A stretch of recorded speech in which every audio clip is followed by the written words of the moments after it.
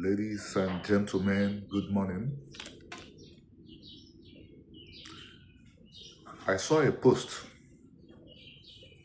by Rochas Okorocha. I wouldn't call Rochas a friend even though we met more than once. I wouldn't call him a friend because the relationship was not friendship. I was a young lawyer, he was a young man, and I took the chance of going to his office close to either zone 4 or zone 3, Abuja. I took the chance of going to his office to see if I could find work. And I came with a proposal. I went with a proposal rather to do a very short book about him. Very reasonable fellow, very kind. He read it through, was impressed, and was agreeable to my offering me that opportunity then, but the fellow in charge of his media then killed the project. And I then had my crisis with major illness, and when I recovered, I went to his office again. Maybe he didn't even remember me then, but ultimately, I listened to him many times. And this morning, when I saw a post by him on Facebook, I remembered those days that I listened to him. And I responded in writing. And what did I write? The great Zeke and Rochas Okorocha, the parallels. I remembered Senator Rochas Okorocha this morning, listening to him before he became governor. He had good ideas for the Igbo nation. I wonder if Rochas still remembers those things he thought he had in mind for the Igbos. I wouldn't start recounting them now, but believe you me, if 50% of his ideas are implemented, the Igbos will become stronger than they are today. I say this as the foremost authority on Igbo culture and Igbo history. That is who I am. I understand the Igbos right from their very origins, inception, till today, more than anybody alive. And I know that if 50% of what Rochas had in mind are implemented, Igbos will go on the march again. But the wonder is, does Rochas still remember those things? And what did this make me to remember? I studied the career of the greatest modern Igbo, the great Zeke, Dr. Nnamdi Azikiwe, the father of Nigeria. Zeke was the only father of Nigeria.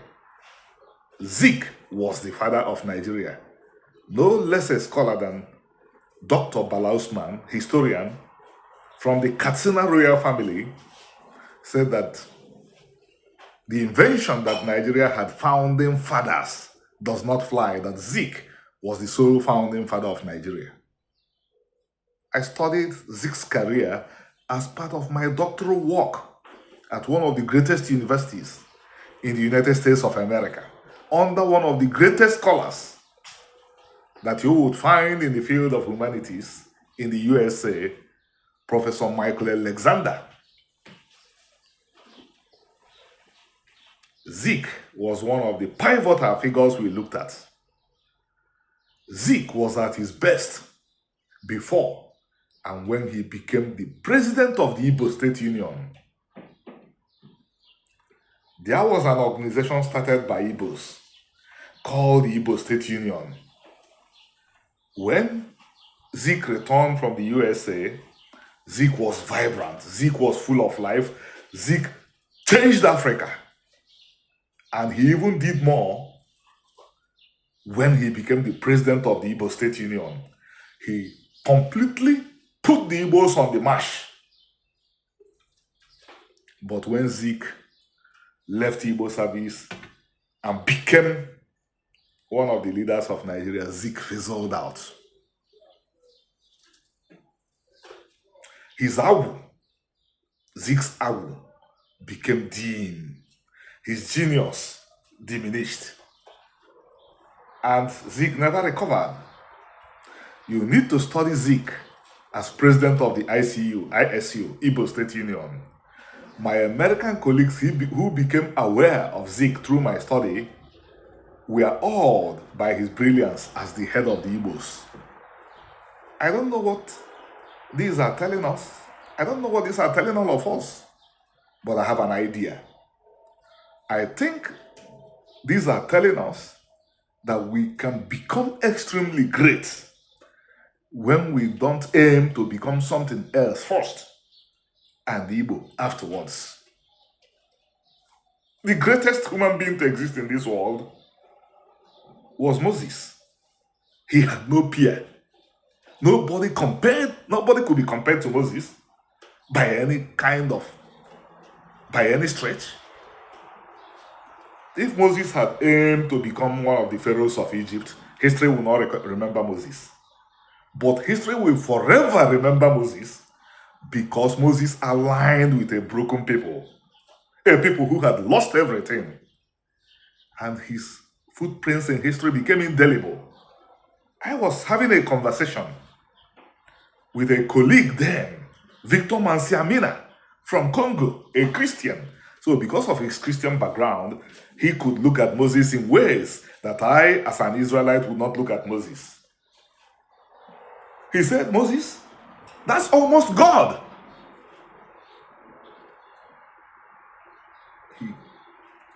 I don't need to say more.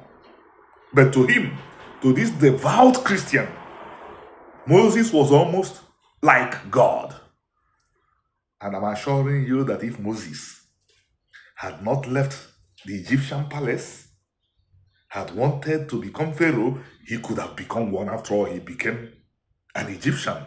He became a member of the royal family, but he decided to align with his own people, the Hebrews, the Ibiri.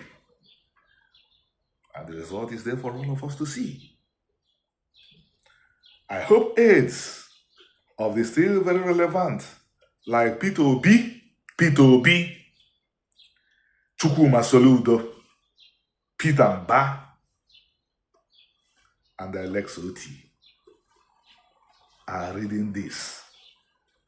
Tragically, Igbos don't have access to fellow Igbos again. Probably these gentlemen I followed are reading this, but because Remi Ilona has not been a senator, has not been a governor, they're ignoring the prophets. But